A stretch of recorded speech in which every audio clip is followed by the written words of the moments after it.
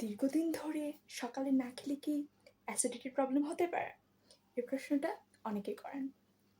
উত্তরে বলবো হ্যাঁ।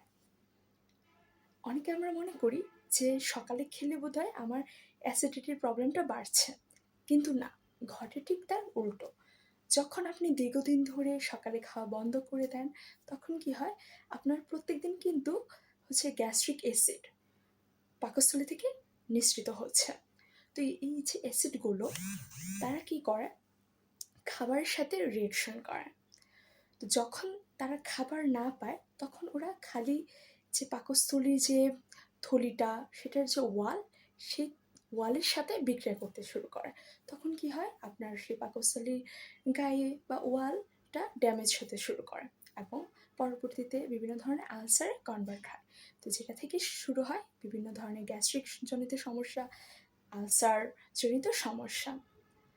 তার মানে বুঝতে পারছেন যে অবশ্যই আমাদের প্রত্যেক দিন সকালে উচিত হালকা কোনো কিছু হলেও খাওয়া, যে ভুলটা আমরা সবচেয়ে বেশি করে থাকি। এবং আমরা প্রায় প্রচলিত একটা আমরা এটা যেটা ফলো করি, যে সকালে খাই না, তারপর দেখা যায় দুপুরে কোনো রকম খাচ্ছি, রাতে অনেক হেভি খাবার খাচ্ছি।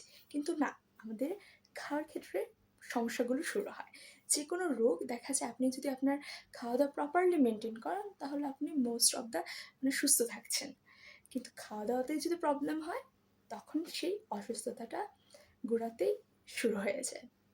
তো আমাদের কি করতে হবে, খাদ্য তালিকাটাকে কিভাবে ভাগ করতে হবে সেটা আমি আরেকটা ভিডিওতে জানাবো। জাস্ট করে এতটুকু বলে রাখি যে সকালবেলায় আমাদের খাওয়া উচিত রাজার মতো, মানে হেভি খাবার।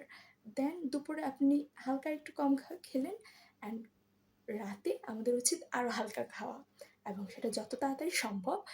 অবশ্যই ঘুমানোর 2 থেকে 3 ঘন্টা আগে খাবার খেয়ে ফেলা উচিত। নাহলে দেখা যায় যে আমাদের এই যে খাবারটা যেটা আমরা রাতে গ্রহণ করছি এবং খাওয়ার সাথে সাথেই ঘুমিয়ে যাচ্ছি, তাহলে আমাদের বডিতে সেটা বিপাকক্রিয়া হয় না। তো যতটুকু যা খাওয়া হয় সব কিছু আমার বডিতে তখন অ্যাজ এ ফ্যাট রূপে জমে যায়, চর্বি রূপে জমে যায়। পরবর্তীতে বিভিন্ন ধরনের স্থূলতাজনিত সমস্যা থেকে স্টার্ট করে বিভিন্ন ধরনের সমস্যা তৈরি হতে পারে। তো চলুন আবার ব্যাক করি, যে সকালে অনেক দিন ধরে না খেলে আর কী কী সমস্যা হয়।